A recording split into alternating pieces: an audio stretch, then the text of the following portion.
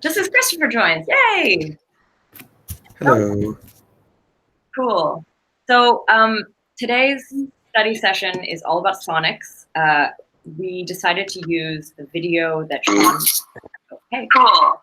So today's study session is all about sonics. Are you guys hearing that? We decided to use the video that Sean. Sorry. Okay. Yes, so what was I saying? Yes. So we're going to be doing sonics, and we decided to use a video of Sean Bowe describing sonics at the ZCon 1 conference.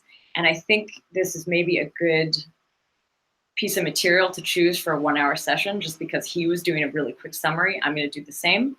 And then ideally, we have a lot of time at the end to talk about it.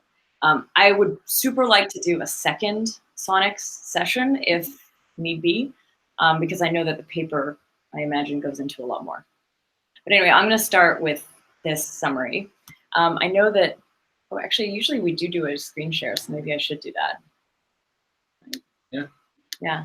Okay, so I guess we'll just do that. Screen share. Kitchen window. It's this guy. Yeah. Cool. All right, so you guys are looking at my notes as well. So actually, I guess it works.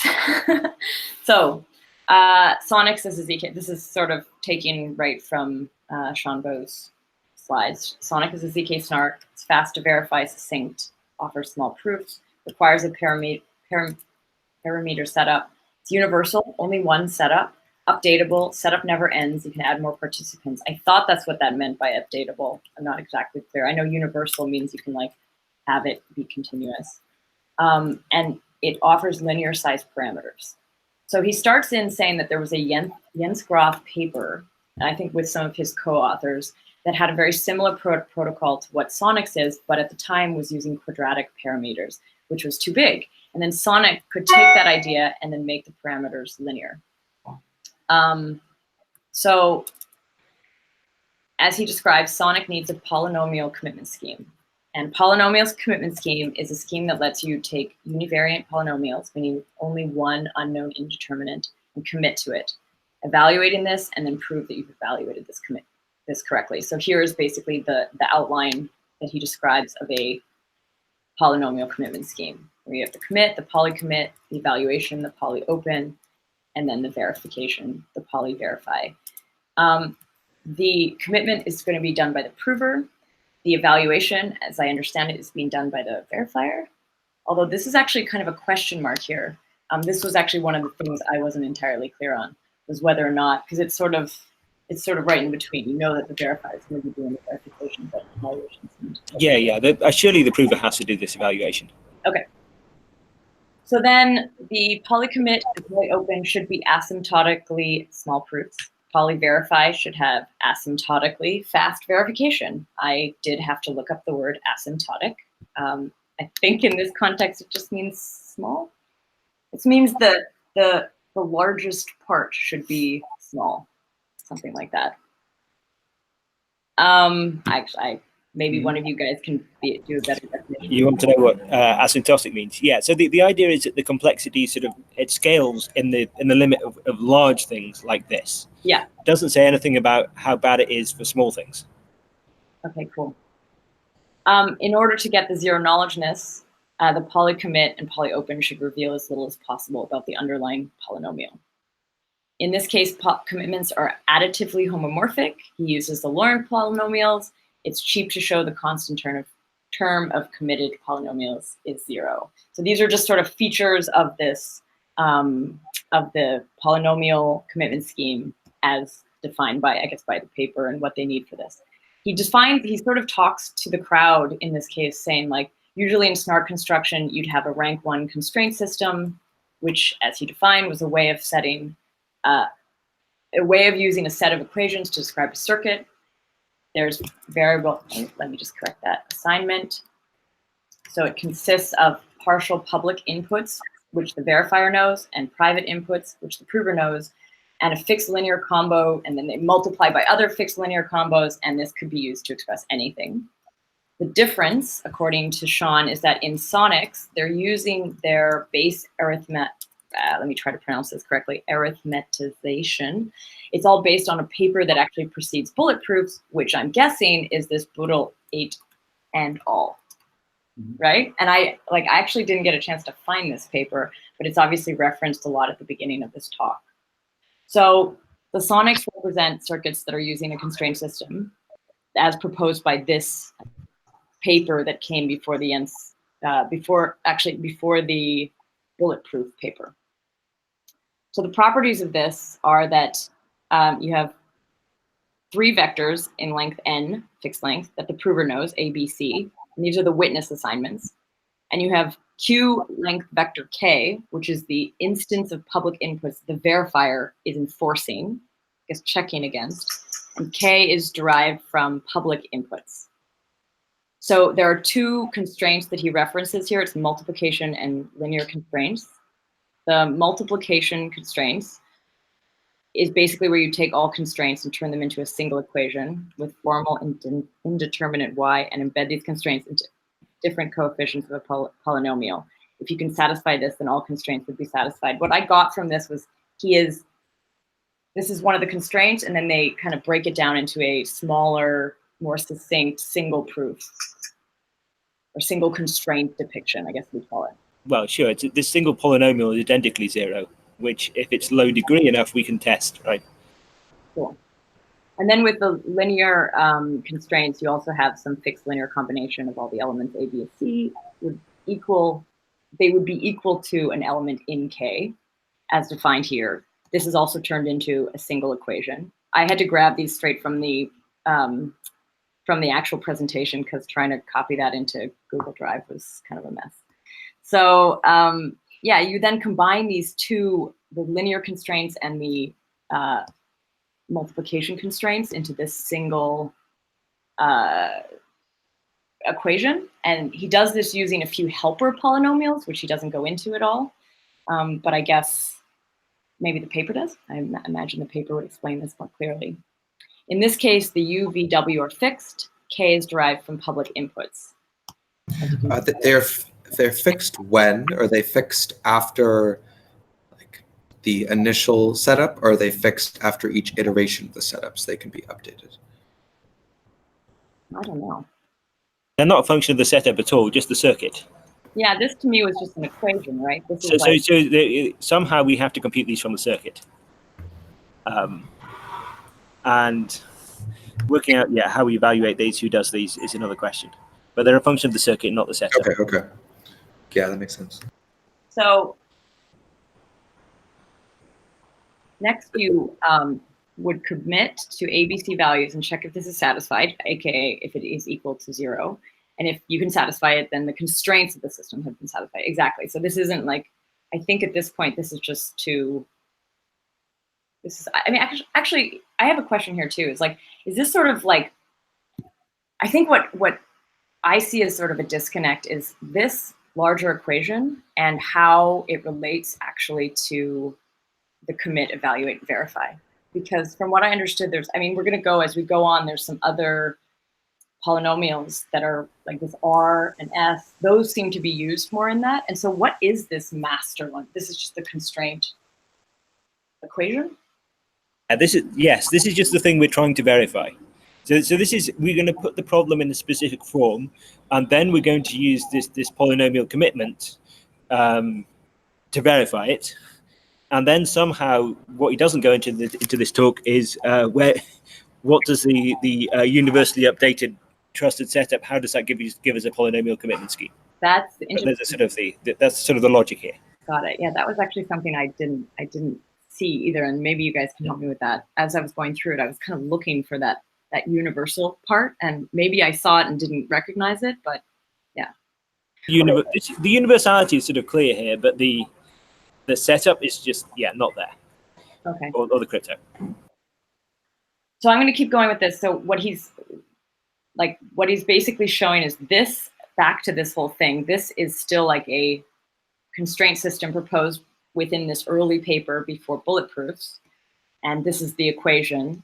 But then what he's talking about here is there's another technique that they're using, which is to multiply the special polynomial or rather, yeah, wait, what is it? Special polynomial t has a constant 2 time of the combined form. Okay, so it's this, like, you multiply it by 2, it's still supposed to equal 0. Obviously, this is probably some deep crypto stuff, because to me it's like obvious, but I guess there's something deeper to that. In this case, they start to, it starts to sort of reveal this, like the breakdown of these sub-polynomials. So R consists of a witness and S is a fixed polynomial. And these definitely come into play later when you look at the optimizations that they're proposing. The X and Y, I mean, I actually don't know if I got this. The X and Y terms in R and S cancel each other out. Yes. So you can kind of see that, like, the first value, like you see these values that you could potentially cancel themselves out. And he kind of highlighted that, that you could, I don't know if you remember this, the, like the right, yeah. So the point is, the first line, the first value of the second of the R, and the first value of the S could, like, potentially cancel themselves out. So the point is, yeah, if this this thing we want is satisfied, if we actually satisfy this constraint system, then the terms cancel, or rather, the constant term cancels. In the sonics construction, they move these around, so they've created a, as I understand it, is still a very similar, like, I don't know that they've done this kind of helper polynomial thing again, but they've changed the way these polynomials look. And the big change that he highlights is that the R polynomial can be committed to an univariant commitment scheme. And I actually, Whereas previously it required a bivariate scheme? Yeah, sure. that's the way I understood that. The bivariate was like stressed earlier, and then the univariate representation is exactly that. Yeah, I think there's a fairly just substantial for performance completeness, if you naively encode linear constraints, you just get a polynomial where the powers of x and y are different in some terms.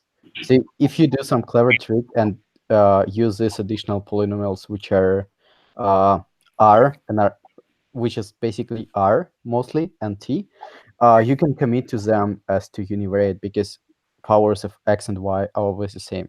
And this is the only trick why you introduce those. So you can factor out the S polynomial, which is non-univariate. One of the kind of downsides, he said, of doing this, though, is that, well, not downsides, rather it created some sort of redundancies. So by doing this, it changed it in a way. But the way he explained it here was that there was a negative and positive exponent of y. But this would also be possible if they had embedded these constraints in the multiplication constraint step as a negative exponent of y redundantly, which was back here. And he said that's totally fine. So cool. So I guess what this is, what I took away from this was, like, there have been some changes which offer this nice benefit that now the R polynomial can be committed to using a univariant commitment scheme. However, it does cause some changes, and you need to sort of balance that or take that into account in your thinking about those earlier steps. But I guess it doesn't hurt it. Yeah, I'm not sure. Just to jump in, I'm not sure if anybody else actually got this out of the talk. I didn't get to read the full paper yet, but I heard him say that, you know, the S term there is usually fixed from the parameter setup of the snark, but he didn't say if that's somehow different now. Because yeah, he went on to mention, you know, the T polynomial commitment is going to be shared. We're interested in this constant term of 0. We just said that, but does anybody know if the S term is somehow different? The first thing is that nothing here depends on the parameters of the Stark. This is just, we constructed this polynomial from the circuit. So what the S term depends on is the circuit. Okay. And so this was a division. Yeah, I can't quite see this negative power thing. I mean, sure, the negative and positive powers terms should be equal, but I'm not sure that, like, if all the coefficients of yi plus y to the minus I are equal, does that mean that the polynomials are equal except at a few points? Yeah, well, I guess, so it makes sense then that S term is normally So it's direct. under setup because it's the circuit's encoded there, but for sonics is different. What I understood about X and Y being the same exponent is that it's performance benefit because you don't need to do so many field lookups, or at least you could build a lookup table on the fly as you're constructing this. So somehow that could be faster when you have matched terms, or if you need X to the cubed and you later need X squared, you might have computed that on the way. The problem is there is only efficient polynomial commitment scheme for univariate polynomials. If you want to do it for multivariate, you get I think the either exponential or polynomial difficulty to open those, and it is the same as for our light paper, where it also could be used but wasn't used ever. So it's like there is no efficient commitment scheme for multivariate polynomials with efficient opening. It will require you to have the polynomial number of rounds in terms of the number of variables. So I had the slides that I put in the channel on Telegram, which at some point, if you look at them, they go from a two-secret bivariate polynomial to a univariate representation as like the last part when they talk about polynomial commitment schemes. That's where I sort of got confused as to how does that magic happen, because that seems pretty magical. Does anyone understand that? Hang on. So isn't this the bit where the magic happens? So you only need to commit to R, and R is a function of xy, which is a univariate polynomial in xy. That is correct. You don't need to commit to S, except for later on when they do the amortization stuff. Well, no, when they don't do the amortization stuff, where they try and make it into an actual snark. So that's the bit when we actually need to do something with S. So is that also the step of where it goes from being universal to being specific to something? Because that's also one that I had a hard time teasing out, is when does this stop being universal and start being specific to a it's always universal in a sense that you don't need additional trusted setup per circuit.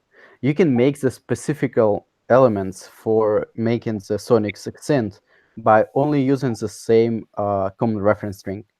Yes, you will make few group elements which will encode the problem, so it will be specific.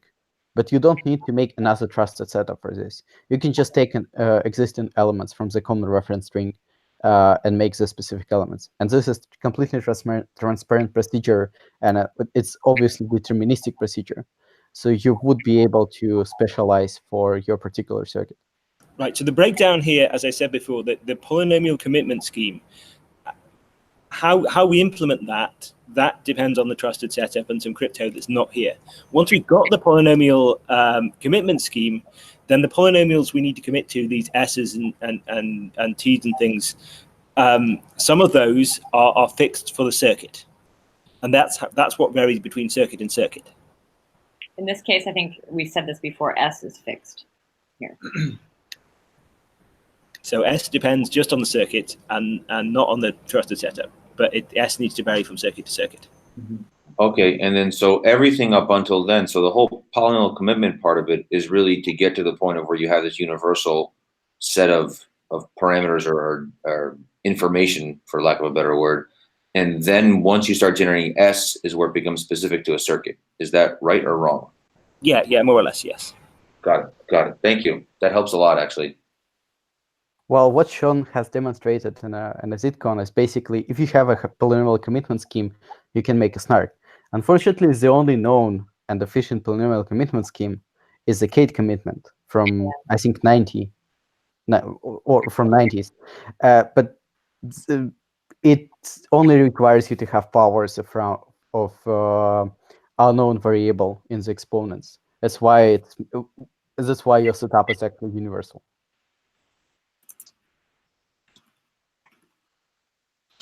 All right, I'm going to keep going with this.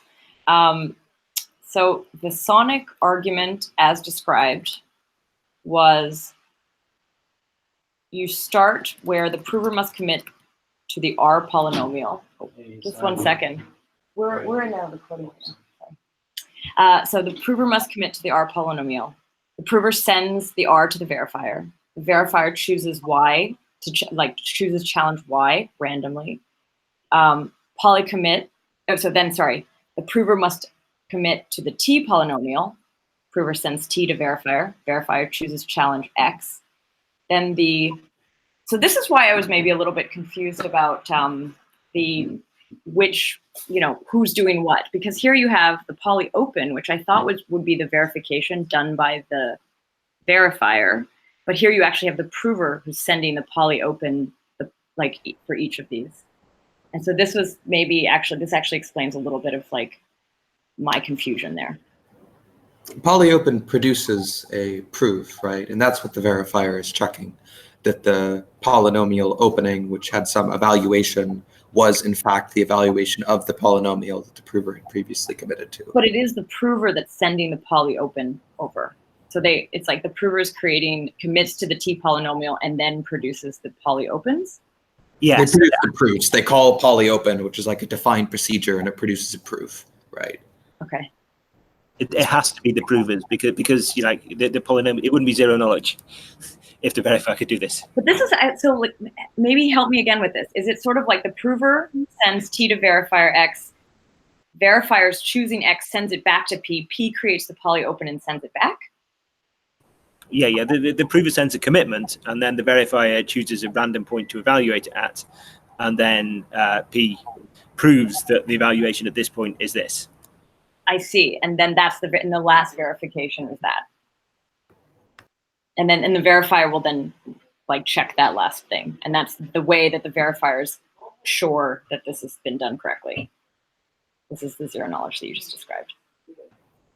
Although here, as he describes it, this is proof of knowledge, and then he says that to get zero knowledge, you must add some blinding factors. Now, what that is kind of unclear to me.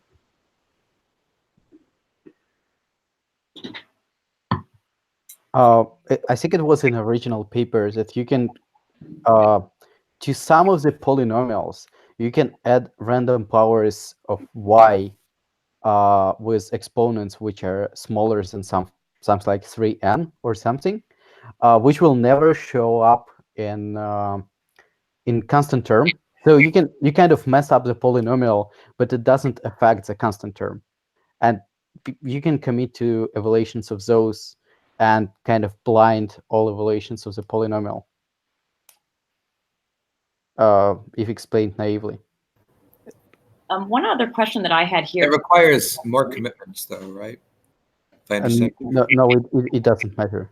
One of the things later on, he talks a lot about these costs, right? The cost of 2 commitments, etc. But here, I mean, the way I calculated it was 2 commitments, 3 opening proofs, what he called it down here too. Yeah. And I wasn't clear on which of these are field elements. It's still 2 field elements? Well, commitment to the polynomial is a point on a curve.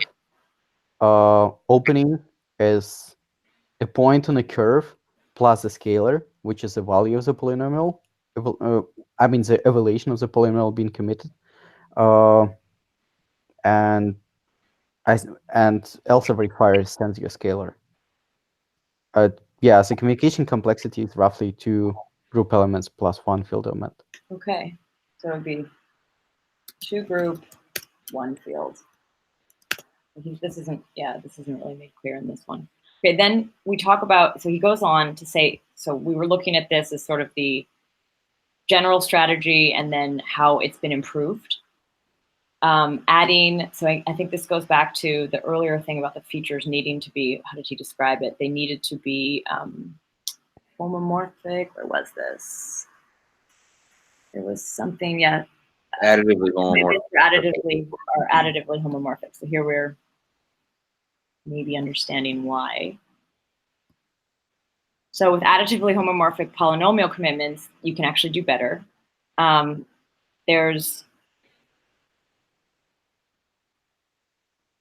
You do something called, I guess, random linear combination of the commitments and open them at the same time. This is, I believe, down here, which I highlighted. So you're doing the polycommit. Actually, the first few steps look very similar, where you how did we say it before? It was prover must commit to the R polynomial, sends it to the verifier, who randomly chooses Y. For some reason, it's flipped it this time. Maybe that's important, but oh no, they did it last time too. And then the T, the prover commits to the T polynomial and then sends the T to the verifier. The verifier again randomly chooses an X. Then here's where it changes. The prover sends Rx1 and Rxy. There's the verifier is going to choose a random. So is it almost like just doing another step? This is actually now a question. Is it just doing it again? Is it just creating a second polynomial in that first step here?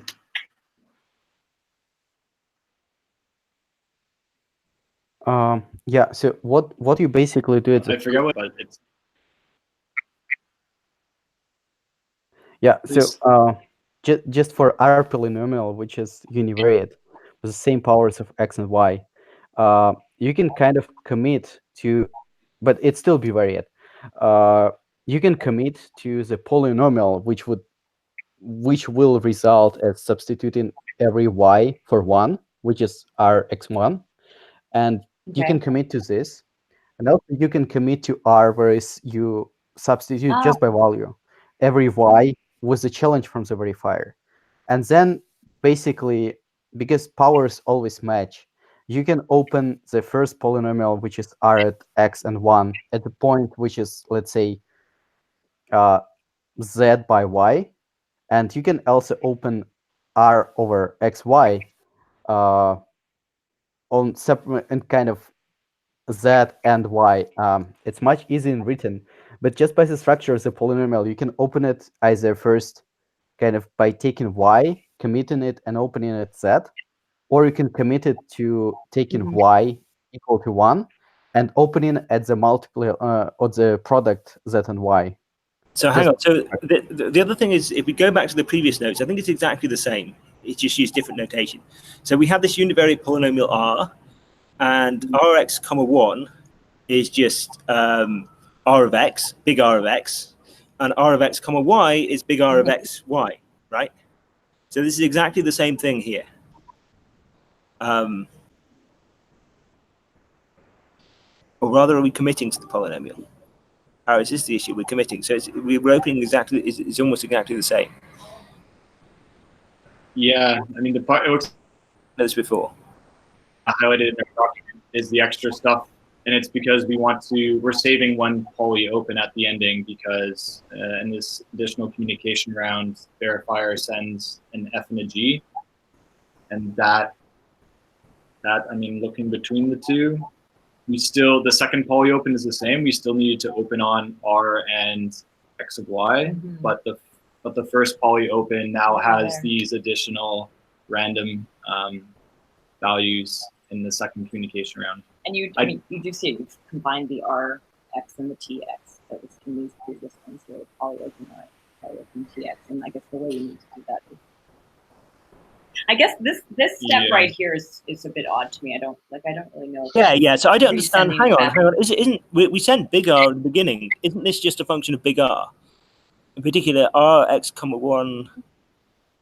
So hang on. So we're sending the evaluation of it. We're not sending a polynomial here, right? We're sending that is point. It's sending. Oh yeah, that's what Alex just said, right? It's like the evaluation of the y as. Why didn't we have to do this? Why didn't the prover have to do this in the first thing? I don't understand the difference. So I was looking at the slides from Mary yesterday, and I understood this to be there's this notion of the polynomial commitment scheme, and then there's this usage of signature of correct computation. Both of them look very similar, except for what's here in Mary's slides is called the usage of signatures of correct computation. I couldn't figure out sort of if one is a subset of the other or if they're two steps one after another. But what's this is here is essentially what she calls the signature of correct computation. I don't know if that helps or not, but that's sort of what I've been able to observe. If I remember correctly from the original paper, signature of correct computation is something which, at the end of the day, allows you to get all the elements to check the final equality of there is a equation at the top, which is t polynomial minus k over y should be equal to 0, which is basically kind of the encoding of the constant term, which you, at the end of the day, just check for equality. But first, you need to get components for these equations, and this equation is just a scalar, basically over values. So to get those components just over some scalar, just over field elements, and just to get those field elements, you first ask the prover to commit to something, get random challenge, and open this, so you can actually get this field elements from which you check the final equation. So this is signature of correct computation. But in this signature of correct computation, you have need more elements, as far as I remember. One of those would be value of the S polynomial, and another one would be public inputs. But this is just polynomial commitment scheme, which allows you to get all the components. If you scroll at the top, there is an equation which involves R and R prime, which are basically so one involves R over XY, another one involves R over X and 1. And you need to get values of those to calculate value of the T polynomial and X and Y. So you have to use these 2 rounds to calculate to commit to R polynomial, and then to actually prove that when you open it R, X and 1 at some point, and you open R over XY at kind of the same set of challenges, that you actually opens the same polynomial. You have to prove this, which is a central step. So would it be I'm correct? going to keep going so that we can cover this. Oh. Sorry, Michael. Do you want to? Is it okay if you just hold on? Because I think definitely run out. I think my 15-minute estimation was a little bit ambitious. All right, I'm going to keep going. Okay, so here he's talking about some of the savings, right? So now you have the cost field elements, and I guess no group. Like originally, what Alex had said there was that there could be group elements. It's no longer mentioned. I don't know. So I think the field elements are this R of X1 and R of XY. So this is just the cost is the things the prover is saying. That's because we're going to feature mirror it, and the verifier is just going to be generated automatically. So the important parts of the cost are what does the prover send? It just that when I told 2 group elements plus 1 field element, it's kind of the cost of the commitment and opening, or just opening. So you actually have the right formula. It just opening proofs includes those field elements and group elements. Okay.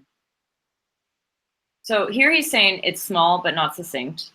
The S polynomial must be verified still by the verifier. That's, I guess, this guy all the way up here, this one.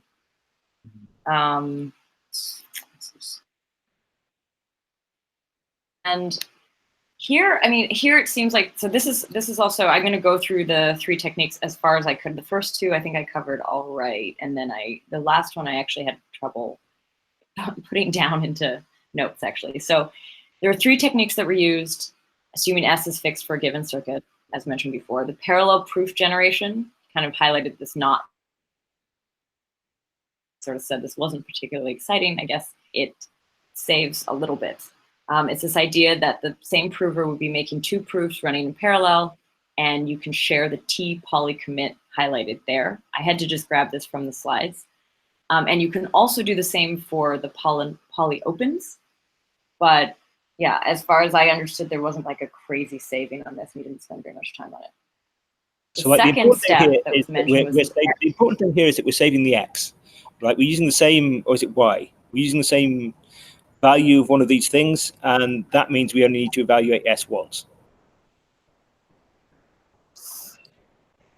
Okay, even though I see, so even though you're doing it in parallel, you're running 2 proofs, you'd only have to verify the S one time. This guy here? Yeah, you only have to evaluate the S one time because the X and Y are the same.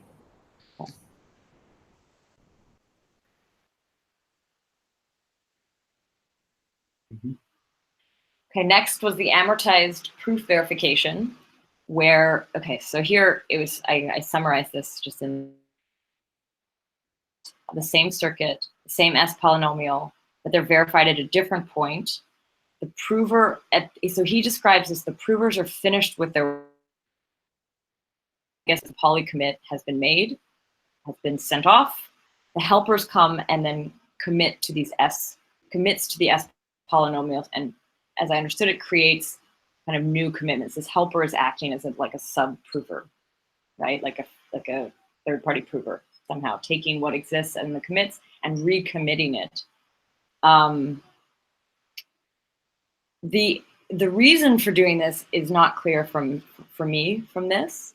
Also, the exact way it worked, I think there's a lot of, actually Matthew, you and I were talking about this yesterday, which is like, when you go through this, there's sort of like, and then poly open CY1 will equal poly, like there's some sort of balancing that would happen in order for this to verify that. Let me just double check what the circuit, so the sub-circuits also are being verified. What this is doing was not completely clear to me. And if, I don't know if this would fall under the category of batching. That was like the other question here. Is this what batching looks like? Is it? This was a problem with the annotations in different versions of the paper. Originally, this was called the helper mode, and later it was renamed to the batching mode, as Sean told as a sitcom. But basically, you can do the trick with here. What happens at the end, at the last row, is the verifier evaluates as polynomial only once at that y. But before this, you can have commitments to S at different y's. So X is unknown, Y is fixed from the challenge from each of the original proofs. And then you can also, the same way, you can substitute X to Z and keep Y unknown. But you need to then prove the consistency. At evaluation of something at the pair ZY1 is equal to kind of, if you do the same but the opposite, that first you are given, well, in one way you first given a y, and then you substitute z instead of x. Another way you are first given z, and then you substitute y for something. And if you're first given z and then you substitute y, you can evaluate this once at s over zy, the last row. So basically, middle steps just allow you to prove the consistency between all those evaluations. So at the end of the day, you need only to evaluate it once. And proving this consistency still requires a lot of work, but this is done by the prover side, not by the verifier. By the helper. So the key thing here is that the helper is untrusted. They don't know any of the proofs, but they do know S. And so the helper evaluates S a lot of times, this public thing, and saves to verify effort. But they don't know, they can't commit, obviously, to any of these R's because they don't know any of those. But what are they, like here you see at the end, there's one poly open. Is this idea that you've actually reduced, and I don't have it written here, but have you then reduced the cost to one opening proof at the very end? The way I understood this was that the goal was to offload the work for the verifier to this helper. And so it's like, from like a computational perspective, it's like, yeah, I can throw this out to a helper that I don't have to trust.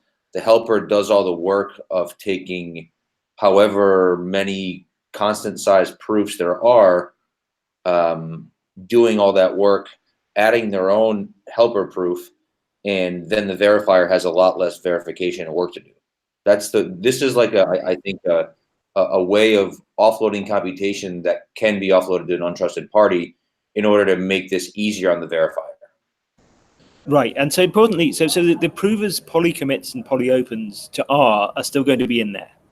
It's just the things they had to do with S now is all done by the helper and with a much shorter proof. Okay. Well, I would say size of the proof here is kind of not too important. but it allows verifier to only evaluate S at ZY once, and rely on the additional information by the helper, which allow you to say, well, everything else was consistent. And so would you do then like a less rigorous verification? It's not less rigorous. It's just instead of evaluating the S, let's say 3 times in your example, for 3 different proofs, even if it be the same Z, you have Y 1, 2, and 3. You can do one evaluation of S at ZY and have everything kind of given to you with a proven consistency. So, for example, if you would evaluate it actually at Z and Y1, you would actually get the result which was given to you, but just one field element. But there is a proof that this is consistent. So you can kind of trust external information, but you only kind of need to do for this is these additional rounds and computations, but still you check the S polynomial yourself, but only once and only one set of points. Okay. This I think we've actually get rid of it. So then the last step was the full succinctness. And I have to be honest, this is where, for me at least, I had a lot of trouble following. So they do this again by outsourcing the evaluation of the polynomial S double prime. Or no, sorry, I think it's the outsourcing of the evaluation of the S prime, something like, I think the S prime is the S double prime is easily calculated. The verifier can work it out. It's sort of, I think we talked about this, it almost like could act as like a lookup table. It like could actually be performed quite simply. But the S prime polynomial is the challenge, and that's what must be outsourced. Like I actually don't know what a wire in this context is at all. So I don't know if you guys followed this a little bit better. I think I'm gonna. He went over this very fast. I have yeah. But I can tell you what a wire is. Remember their circuits? Yeah. No. Oh. Yeah, the Okay. connection between the gates. Got it. So I interpreted the succinctness as because this helper scheme is in place, and this could be wrong. I'm also not super sure. Is that because they introduced this helper scheme, what this turns into is something that's succinct from the point of view of the verifier, because the amount of work done to do the verification is pretty succinct, for lack of a better word. But that could be wrong. Well, actually, we don't need the helper at all here. We can do the full succinctness thing on its own. The issue is that with the verifier, we can reduce, because the full succinctness thing is going to be quite expensive, and we only need to do it once with the helper. So we could just get a single snark by not having the helper and having the prover do the full succinctness. But then you actually have to just separate here. The only problem with non-succinct part, even in a batch mode, is that the verifier has to evaluate S polynomial himself, which is linear work. Here you can kind of take the value which is given to you, but which is proven to be correct. And here you actually add some extra elements which are specific to a circuit, and the verifier also knows them, which is kind of trusted setup, but this is deterministic and transparent trusted setup. But for this, you need to transform the original circuit into some form which allows the permutation argument.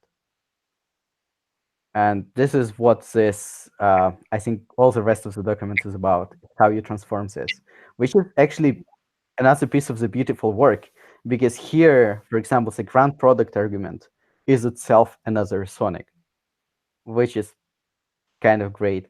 But yeah, this part is a good demonstration, but in the original paper, it's written much better.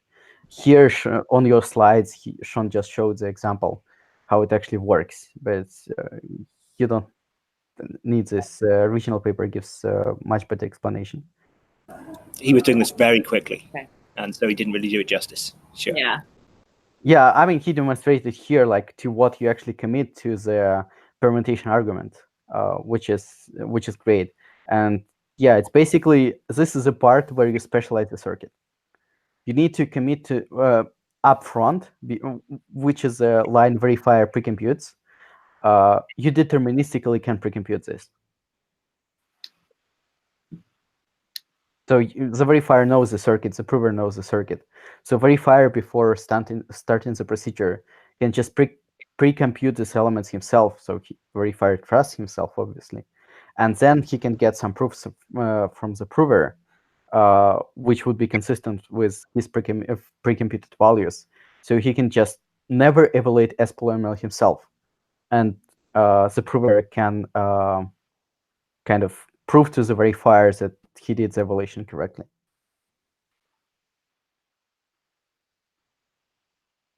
In both of these cases, so both the full succinctness and the amortized S polynomial, are they doing this? Is this happening?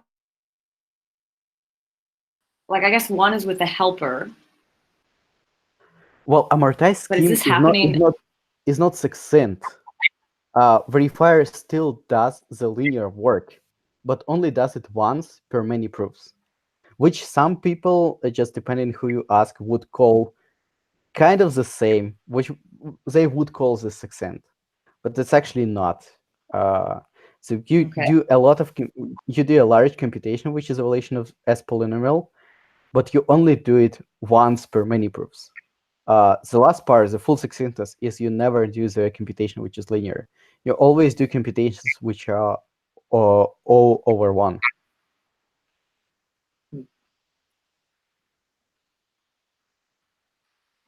I feel like this would be worth revisiting, at least for me.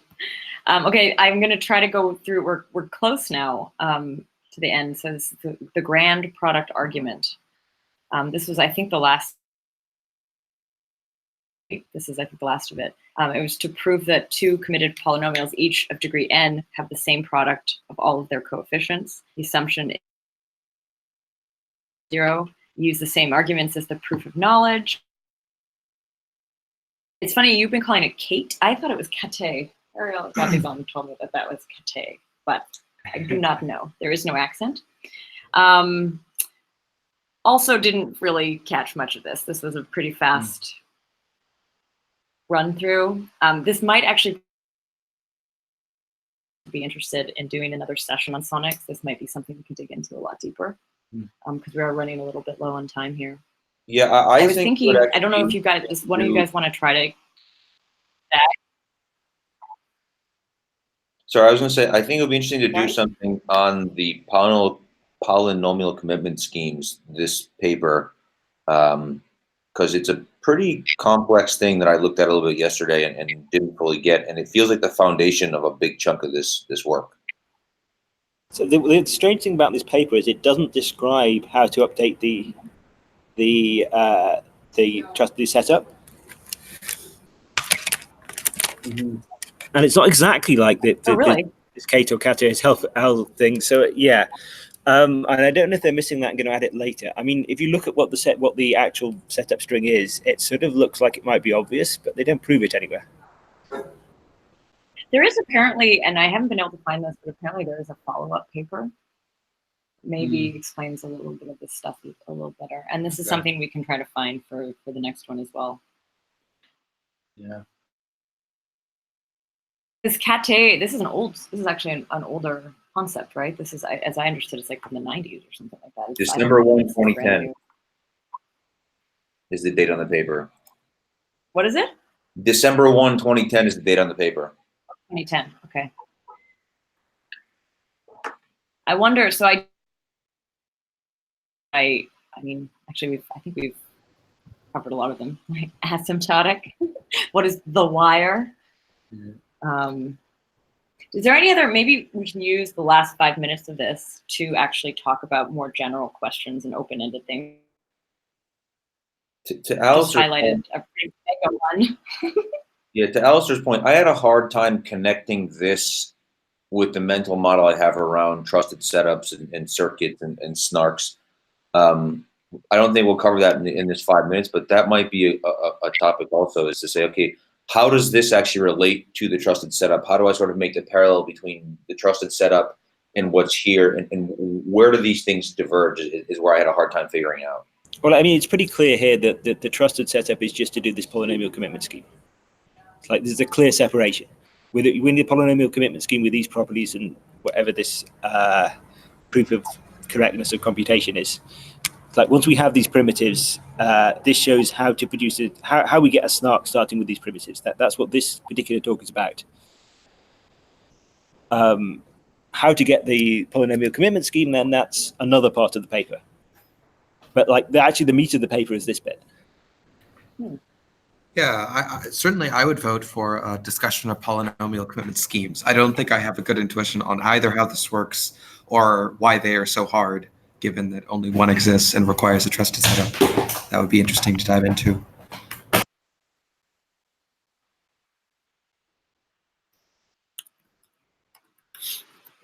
Because I think this scheme is used almost everywhere in other snarks as well.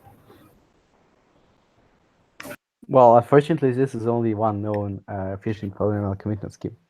Yeah. Yeah, I guess from my side, I also had questions about how how you could continue the setup. So why is it never ending? How do we update it?